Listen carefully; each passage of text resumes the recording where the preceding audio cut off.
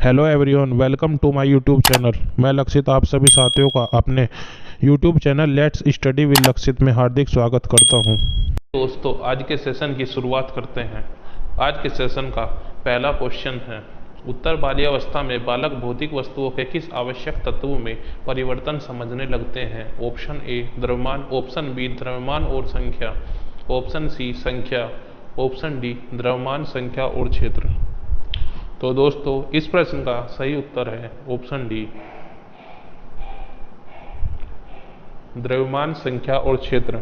उत्तर बाल्यावस्था का काल 9 से 12 वर्ष का होता है। इस काल में बालक की औपचारिक शिक्षा प्रारंभ होती है तथा बालक विद्यालय जाने लगता है और बालक भौतिक वस्तुओं के द्रव्यमान, संख्या एवं क्षेत्र को समझने लगता है। चलिए दोस्तों, चलते हैं अगले प्रश्न पर।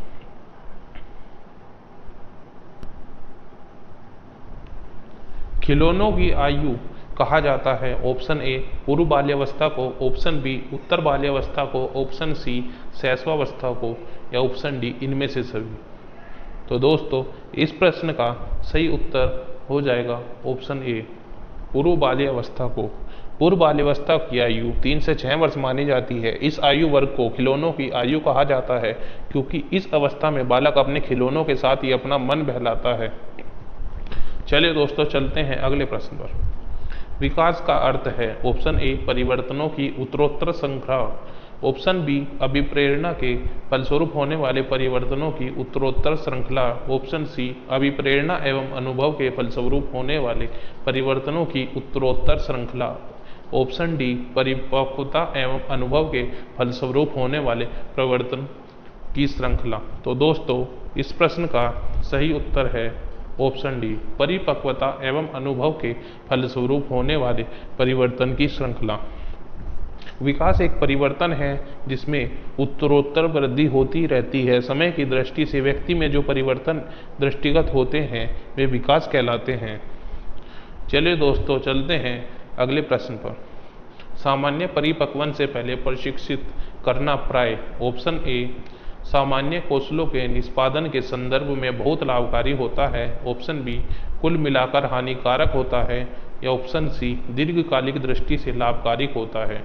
ऑप्शन डी लाभकारी हो या हानिकारक, यह इस पर निर्भर करता है कि प्रशिक्षण में किस प्रकार की विधि का प्रयोग किया गया है।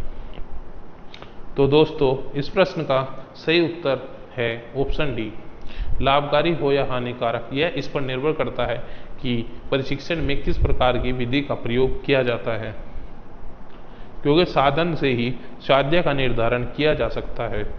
चलिए दोस्तों, चलते हैं अगले प्रश्न पर। सकारात्मक दंड का निम्न में से कौन सा उदाहरण है? ऑप्शन ए मित्रों के द्वारा उपहास, ऑप्शन बी मित्रों के साथ समय बर्बाद करना, ऑप्शन सी मिनमेक निकालना बंद करना, ऑप्शन डी इनमें से सभी। तो दोस्तों, इस प्रश्न का सही उत्तर है ऑप्शन ए मित्रों के द्वारा उपहास, जो कि एक सकारात्मक दंड के रूप में आता है। यदि आपने अभी तक हमारे चैनल को सब्सक्राइब नहीं किया है तो हमारे चैनल को सब्सक्राइब करते हुए बेल आइकन प्रेस जरूर करें ताकि हमारी आने वाली न्यू वीडियोज़ का नोटिफिकेशन आप तक सबसे पहले पहुंच सके, और साथ ही साथ हमारी वीडियो को लाइक भी अवश्य करें। चलिए दोस्तों, चलते हैं अगले प्रश्न पर। किसी उद्दीपन के निरंतर दिए जाने वाले व्यवहार में होने वाला अस्थायी परिवर्तन क्या कहलाता है? ऑप्शन ए अभ्यस्तता, ऑप्शन बी अधिगम, ऑप्शन सी अस्थायी अधिगम, ऑप्शन डी अभिप्रेरणा। तो दोस्तों, वह कहलाता है ऑप्शन ए अभ्यस्तता। किसी उद्दीपन के निरंतर दिए जाने वाले व्यवहार में होने वाला अस्थायी परिवर्तन अभ्यस्तता कहलाता है। अभ्यस्तता अधिगम का अस्थायी रूप है, अर्थात अभ्यस्तता के फलस्वरूप व्यवहार में जब स्थायी परिवर्तन हो जाता है तो वह अधिगम का रूप ले लेता है। चलिए दोस्तों, चलते हैं अगले प्रश्न पर। कौन सिद्धांत व्यक्त करता है कि मानव मस्तिष्क एक बर्फ की बड़ी चट्टान के समान है जो कि अधिकांशतः छिपी रहती है एवं उसमें चेतन के 3 स्तर हैं? ऑप्शन ए गुण सिद्धांत, ऑप्शन बी प्रकार सिद्धांत, ऑप्शन सी मनोविश्लेषणात्मक सिद्धांत, या ऑप्शन डी व्यवहारवाद सिद्धांत। तो दोस्तों, इस प्रश्न का सही उत्तर है ऑप्शन सी मनोविश्लेषणात्मक सिद्धांत। मनोविश्लेषणात्मक सिद्धांत में मानव के मस्तिष्क के द्वारा उत्पन्न व्यवहार का आकलन किया जाता है। इस सिद्धांत को सिगमंड फ्रायड द्वारा प्रतिपादित किया गया था। फ्रायड चेतन की अपेक्षा अचेतन को सर्वाधिक महत्व देते हैं फ्राइड के अनुसार मस्तिष्क एक बड़ी बर्फ के चट्टान के समान है जो अधिकांशतः छिपी रहती है एवं उसमें चेतन के 3 स्तर होते हैं, चेतन, अर्धचेतन और अचेतन। चलिए दोस्तों चलते हैं अगले प्रश्न पर। कमजोर वर्ग के बालक से क्या तात्पर्य है? ऑप्शन ए, ऐसे अभिभावकों के बालक जो जिनकी वार्षिक आय कम हो। ऑप्शन बी, ऐसे अभिभावकों के बालक जो वंचित वर्ग में आते हैं। ऐसे अभिभावकों के बालक जो गरीबी रेखा से नीचे की सीमा में आते हैं। ऑप्शन डी, ऐसे अभिभावकों के बालक जो सरकार द्वारा निर्धारित न्यूनतम वार्षिक आय की सीमा से नीचे के वर्ग में आते हैं। तो दोस्तों इस प्रश्न का सही उत्तर है ऑप्शन डी, ऐसे अभिभावकों के बालक जो सरकार द्वारा निर्धारित न्यूनतम वार्षिक सीमा के नीचे के वर्ग में आते हैं उनको कमजोर वर्ग के बालक के रूप में जाना जाता है। चलिए दोस्तों चलते हैं अगले प्रश्न पर। मूल्यांकन का उद्देश्य है। ऑप्शन ए, बालकों को धीमी गति से सीखने वाले एवं प्रतिभाशाली बालकों के रूप में लेबल करना। ऑप्शन बी, जिन बालकों को उपचारात्मक शिक्षा की आवश्यकता है उनकी पहचान करना। ऑप्शन सी, अधिगम की कठिनाइयों व समस्या वाले क्षेत्रों का पता लगाना। ऑप्शन डी, उत्पादक जीवन जीने के लिए शिक्षा किस सीमा तक तैयार कर पाई है उस पुष्टि प्रदान करना। तो दोस्तों इस प्रश्न का सही उत्तर है ऑप्शन डी, उत्पादक जीवन जीने के लिए शिक्षा किस सीमा तक तैयार हो पाई है उसका पुष्टि पोषण प्रदान करना मूल्यांकन का उद्देश्य कहलाता है। चलिए दोस्तों चलते हैं अगले प्रश्न पर। विद्यालय शब्द में है। ऑप्शन ए, स्वर संधि। ऑप्शन बी, व्यंजन संधि। ऑप्शन सी, विसर्ग संधि या ऑप्शन डी इनमें से कोई नहीं। तो दोस्तों विद्यालय शब्द जिसका संधि विच्छेद विद्या जमा आल्य जो कि एक स्वर संधि का उदाहरण है, जो इस क्वेश्चन का सही उत्तर हो जाता है। चलिए दोस्तों चलते हैं अगले प्रश्न पर। आगरा का बहुवचन होगा। ऑप्शन ए, आगरे। ऑप्शन बी, आगरो। ऑप्शन सी, आगरे। ऑप्शन डी, बहुवचन नहीं होगा। तो दोस्तों इस प्रश्न का सही उत्तर है आगरा का बहुवचन नहीं बनता है। ऑप्शन डी इस प्रश्न का सही उत्तर होगा। चलते हैं अगले प्रश्न पर। कवि का स्त्रीलिंग रूप होगा। ऑप्शन ए, कवित्री। ऑप्शन बी, कवि। ऑप्शन सी, कवयित्री। ऑप्शन डी, कवयित्री। तो दोस्तों इस प्रश्न का सही उत्तर हो जाएगा हमारा ऑप्शन सी, कवयित्री। चलते हैं अगले प्रश्न पर। संस्कृत के वे शब्द जो हिंदी में बिना किसी परिवर्तन के प्रयुक्त होते हैं वे क्या कहलाते हैं? Option A, Sanskrit. Option B, तद्भव। ऑप्शन सी, तत्सम। ऑप्शन डी, देशज। तो दोस्तों वे शब्द कहलाते हैं हमारे तत्सम शब्द जो संस्कृत के होते हैं जिनको हिंदी में बिना किसी परिवर्तन के प्रयोग किया जाता है, तत्सम शब्द कहलाते हैं। आपके लिए हम बड़ी मेहनत के साथ प्रश्नों को संकलित करके लाए हैं आपके सामने। चलिए दोस्तों चलते हैं अगले प्रश्न पर। निम्न में से किस समूह में सभी शब्द तत्सम हैं? ऑप्शन ए, शर्करा, पवन, ज्येष्ठ, अग्नि। ऑप्शन बी, काष्ठ, घृत, घोड़ा, कारीगर। ऑप्शन सी, ओष्ठ, किताब, नानी, चाकू। ऑप्शन डी, निष्ठुर, चम्मच, हाथी, कार्य। तो दोस्तों इन समूह में वह जो समूह जिसमें सभी शब्द तत्सम हैं वह ऑप्शन ए, जिसमें शर्करा, पवन, ज्येष्ठ और अग्नि चारों शब्द एक तत्सम शब्दों के रूप में प्रयोग किए गए हैं, जो कि इस प्रश्न का सही उत्तर है। चलते हैं अगले प्रश्न पर। जिसमें पहला पद संख्यावाचक हो और जो किसी समूह विशेष का बोध कराए उसे क्या कहते हैं? ऑप्शन ए, कर्मधारय समास। ऑप्शन बी, द्वंद्व समास। ऑप्शन सी, अवयवी भाव समास। ऑप्शन डी, द्विगु समास। तो दोस्तों इस प्रश्न का सही उत्तर है ऑप्शन डी, द्विगु समास। द्विगु समास में पहला पद संख्यावाचक होता है जो किसी समूह का बोध कराता है, उसे द्विगु समास कहते हैं। चलिए दोस्तों चलते हैं अगले प्रश्न पर। निम्न में से किस वाक्य में संप्रदान कारक है? ऑप्शन ए, मेरा घर स्टेशन से बहुत दूर है। ऑप्शन बी, राम घर पर सो रहा है। ऑप्शन सी, राजा ने निर्धनों को कंबल दिए। ऑप्शन डी, निसार खेलता है।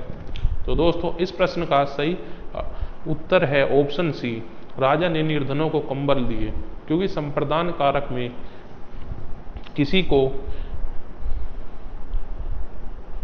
दिया जाता है। चलिए दोस्तों चलते हैं अगले प्रश्न पर। संयुक्त क्रिया का उदाहरण कौन सा वाक्य है? ऑप्शन ए, रस्सी जल गई। ऑप्शन बी, सीमा पढ़ रही है। ऑप्शन सी, तुम प्रतिदिन पढ़ने आया करो। ऑप्शन डी, बच्चा सोता है। तो दोस्तों इस प्रश्न का सही उत्तर है ऑप्शन सी, तुम प्रतिदिन पढ़ने आया करो। यह एक संयुक्त क्रिया का उदाहरण है। चलते हैं अगले प्रश्न पर। शेर को सामने देखकर यह वाक्य किस मुहावरे से पूर्ण होगा? ऑप्शन ए, मैं 7वें आसमान पर पहुंच गया। ऑप्शन बी, मैं आग बबूला हो उठा। ऑप्शन सी, मैंने आसमान सर पर उठा लिया। ऑप्शन डी, मेरे प्राण सूख गए। तो दोस्तों इस मुहावरे को पूरा किया जाएगा, शेर को सामने देखकर मेरे प्राण सूख गए, जो कि इस मुहावरे का पूर्ण रूप है। चलिए दोस्तों चलते हैं अगले प्रश्न पर। सिर फिर जाना का अभिप्राय है? ऑप्शन ए, चक्कर आ जाना। ऑप्शन बी, अहंकारी हो जाना। ऑप्शन सी, सर दर्द हो जाना। ऑप्शन डी, पीछे मुड़कर देखने लगना।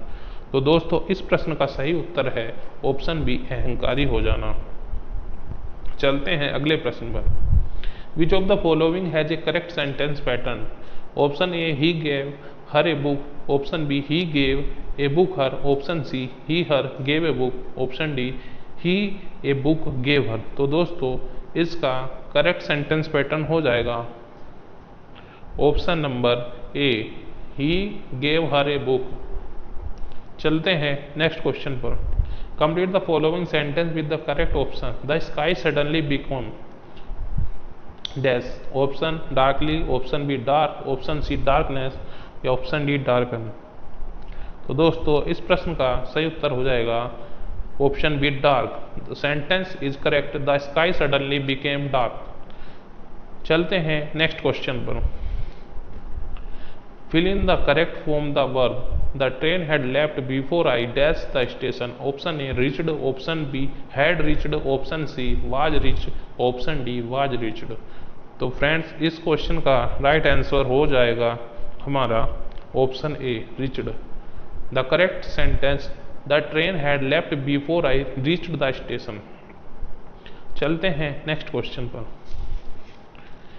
If we dash a lottery we will buy a car. Option A, will win. Option B, have won. Option C, won. Option D, win. तो फ्रेंड्स इस क्वेश्चन का राइट आंसर हो जाएगा option D, win. The correct sentence, if we win a lottery we will buy a car. चलते हैं next question पर। The word magnificent is similar in meaning to. Option A, very large. Option B, grand. Option C, huge. Option D, role. तो friends इस question का right answer हो जाएगा हमारा option B, grand. चलते हैं नेक्स्ट क्वेश्चन पर। The opposite of similar is? Option A, unsimilar. Option B, insimilar. Option C, different. Option D, near. The right answer is option C, different. चलते हैं next question पर। Pick out the word which is spelled correctly. Option A, sincerely. इसमें friends हमें वह words select करना है जो हमारा एकदम करेक्ट स्पेलिंग हो। तो दोस्तों इस प्रश्न का राइट आंसर होगा ऑप्शन डी, SINCERELY, जो कि करेक्ट स्पेलिंग होती है सिंसियरली की। चलते हैं नेक्स्ट क्वेश्चन पर। Which of the following words has correct spelling? Option A, KNOWLEGE। Option B, KNOWLEDGE। Option C, KNOWLIDGE। Option D, KNOWLIGE। तो फ्रेंड्स इस क्वेश्चन का राइट आंसर होगा option B, KNOWLEDGE is the right spelling of word knowledge. We are move in next questions. 1 crore बराबर होता है option ए 100 लाख के, option B 1000 lakh के, option C 10 lakh के या ऑप्शन डी 100,000 के। तो दोस्तों इस प्रश्न का सही उत्तर है ऑप्शन ई 100 लाख के बराबर होता है। 1 करोड़ 100 लाख के बराबर होता है। चलिए फ्रेंड्स चलते हैं अगले प्रश्न पर। निम्न में से कौन सा कथन सही है? ऑप्शन ए एक अभाज्य संख्या नहीं है, ऑप्शन बी एक अभाज्य संख्या है, ऑप्शन सी एक संयुक्त संख्या है, ऑप्शन डी 2 अभाज्य संख्या नहीं है। तो दोस्तों इस प्रश्न का सही उत्तर है एक अभाज्य संख्या नहीं है। चलिए दोस्तों चलते हैं अगले प्रश्न पर। किसी त्रिभुज के लिए निम्न में से कौन सा कथन सत्य है? ऑप्शन ए समस्त कोण सदैव न्यून कोण होते हैं, ऑप्शन बी एक कोण सदैव समकोण होता है, ऑप्शन सी एक कोण सदैव अधिक कोण होता है, या ऑप्शन डी एक कोण सदैव न्यून कोण होता है। तो दोस्तों इस प्रश्न का सही उत्तर हो जाएगा हमारा ऑप्शन डी। किसी भी त्रिभुज को बनाने के लिए उसमें से एक कोण सदैव न्यून कोण होता है। चलते हैं अगले प्रश्न पर। वर्ग के चारों अंतः कोणों का योग होता है। Option A 180 degree, option B 360 degree, option C 270 degree, या ऑप्शन डी इनमें से कोई नहीं। तो दोस्तों इस प्रश्न का सही उत्तर हो जाएगा हमारा ऑप्शन बी 360 डिग्री। चलते हैं अगले प्रश्न पर। निम्न में से कौन सा कथन सत्य है? ऑप्शन ए वर्ग एक विशेष प्रकार का आयत होता है, ऑप्शन बी आयत एक विशेष प्रकार का वर्ग होता है, ऑप्शन सी प्रत्येक किरण एक रेखाखंड होती है, या ऑप्शन डी ऋजु या सरल कोण की माप 90 डिग्री होती है। तो दोस्तों इस प्रश्न का सही उत्तर है ऑप्शन ए वर्ग एक विशेष प्रकार का आयत होता है, जो कि एक सत्य कथन है। चलते हैं अगले प्रश्न पर। एकल परिवार से तात्पर्य है? ऑप्शन ए वर्ष 1950 के बाद बना परिवार, ऑप्शन बी परिवार जिसमें माता पिता एवं उनके बच्चे हों, या ऑप्शन सी संपूर्ण परिवार जिसमें बच्चे उनके माता पिता एवं दादा दादी हों, या ऑप्शन डी केवल पत्नी। तो दोस्तों इस प्रश्न का सही उत्तर हो जाएगा हमारा ऑप्शन बी परिवार जिसमें माता पिता और उनके बच्चे सम्मिलित हों वह एकल परिवार की श्रेणी में आता है। चलते हैं अगले प्रश्न पर। तंबाकू की आदत किससे होती है? Option A cocaine, option B caffeine, option C nicotine, option D histamine. तो दोस्तों तंबाकू की आदत निकोटीन नामक पदार्थ के कारण होती है। तंबाकू के नियमित सेवन से उसमें उपस्थित निकोटीन के कारण तंबाकू खाने की आदत पड़ जाती है। चलते हैं दोस्तों अगले प्रश्न पर। राजस्थान में निम्न में से किसी स्थान पर शक्कर बनाने का कारखाना नहीं है? Option A Keshavrai Patan, option B Nimbahera, option C Udaipur, या ऑप्शन डी भोपाल सागर। तो दोस्तों इस प्रश्न का सही उत्तर है निम्बाहेड़ा। राजस्थान के प्रमुख शक्कर उद्योग भोपाल सागर, श्रीगंगा सागर, केशवराय पाटन और उदयपुर आदि नगरों में स्थापित है। निम्बाहेड़ा में कोई शक्कर बनाने का कारखाना नहीं है। चलिए दोस्तों चलते हैं अगले प्रश्न पर। जिला उद्योग केंद्र किस योजना के तहत शहरी एवं ग्रामीण युवकों को रोजगार मुहैया कराता है? ऑप्शन ए प्रधानमंत्री ग्रामीण सड़क योजना, ऑप्शन बी प्रधानमंत्री रोजगार योजना, ऑप्शन सी जवाहर ग्राम समृद्धि योजना, ऑप्शन डी स्वर्ण जयंती ग्राम स्वरोजगार योजना। तो दोस्तों इस प्रश्न का सही उत्तर है ऑप्शन बी प्रधानमंत्री रोजगार योजना। प्रधानमंत्री रोजगार योजना का शुभारंभ वर्ष 1993 में किया गया है। इसके अंतर्गत शहरी तथा ग्रामीण युवकों को रोजगार उपलब्ध कराना है। चलिए दोस्तों चलते हैं अगले प्रश्न पर। राजस्थान में झीलों की नगरी है? Option A Jaipur, option B Jodhpur, option C Udaipur, option D Ajmer. तो दोस्तों इस प्रश्न का सही उत्तर है ऑप्शन सी उदयपुर। झीलों की नगरी उदयपुर को कहा जाता है। चलते हैं अगले प्रश्न पर। विजय स्तंभ किसने बनवाया? Option A Maharana Kumbha, option B Maharana Sanga, option C Maharana Pratap, option D Maharaj Jaisingh. तो दोस्तों इस प्रश्न का सही उत्तर है ऑप्शन ए महाराणा कुंभा। महाराणा कुंभा जी के द्वारा विजय स्तंभ बनवाया गया। विजय स्तंभ राणा कुंभा ने मालवा के सुल्तान महमूद तथा गुजरात के सुल्तान अहमद शाह पर 1440 ईस्वी में अपने विजय के स्मृति चिन्ह के रूप में बनवाया था।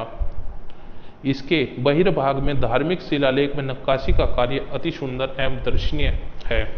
चलिए दोस्तों चलते हैं अगले प्रश्न पर। निम्नांकित यातायात संकेत का अर्थ क्या है? ऑप्शन ए मुख्य सड़क, ऑप्शन बी पैदल परिपथ, ऑप्शन सी रेलवे क्रॉसिंग, या ऑप्शन डी सकरी पुलिया। तो दोस्तों इस चिन्ह का यातायात संकेत होता है, ये संकेत होता है सकरी पुलिया का। चलते हैं अगले प्रश्न पर। मनुष्य के शरीर की जैव रासायनिक प्रयोगशाला है? ऑप्शन ए अमाशय, ऑप्शन बी यकृत, ऑप्शन सी आंत, ऑप्शन डी वृक्क। तो दोस्तों इस प्रश्न का सही उत्तर है ऑप्शन बी यकृत। मनुष्य के शरीर की जैव रासायनिक प्रयोगशाला यकृत को कहते हैं। यकृत कोशिकाएं आवश्यकता से अधिक अमीनो अम्ल तथा रुधिर की अमोनिया को यूरिया में परिवर्तन करके उत्सर्जन में महत्वपूर्ण भूमिका निभाता है। चलिए दोस्तों चलते हैं अगले प्रश्न पर।